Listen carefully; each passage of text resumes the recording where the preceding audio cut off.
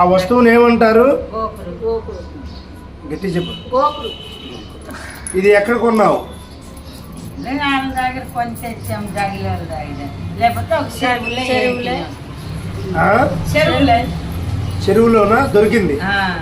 మరి దొరికిన దానికి చూపించు నాకు, గోరు చూపించు. ఆ కన్నం ఎలాగ వచ్చింది? దేని మీద పామేమో? ఉప్పులో రాయి మీద. ఉప్పు వేసి నీళ్లు పట్టి ఎంతసేపు ఆ కన్నం రావాలంటే ఎంతసేపు పామాలి?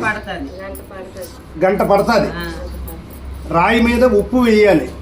ఉప్పు వేసి ఈ గోకురుతో గట్టిగా పామితే ఆ కన్నం దనమెట్టుగా తయారవుతుంది. కన్నం తయారవుతుంది. ఈ గోరు పామకు ముందు నువ్వు ఎక్కడ సంపాదించావు? గడ్డలు చెరువుల్లోనే దొరుకుతుంది. సముద్ర పొట్టులో దొరుకుతుందా? సముద్రంలో దొరకదు. గడ్డలు చెరువుల్లోనూ దొరుకుతాయి. అవి రెండు కలిపి ఉంటాయి. దాన్ని ఏమంటారు? రెండు కలిపి ఉన్న దాన్ని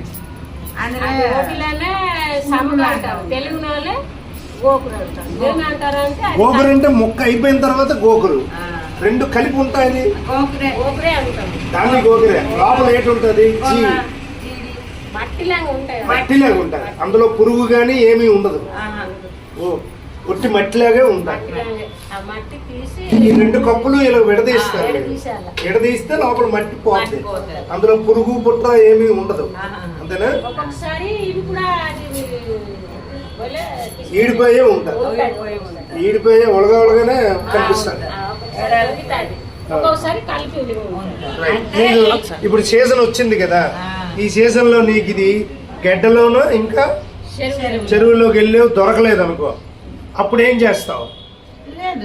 ఎక్కడ కొంటావు? మరి కొనడం లేదు. కొనడానికి దొరకవు అవి. కొంటామంటే దొరకవా? ఎవరెవరికి అడుగుతాను నన్నావు?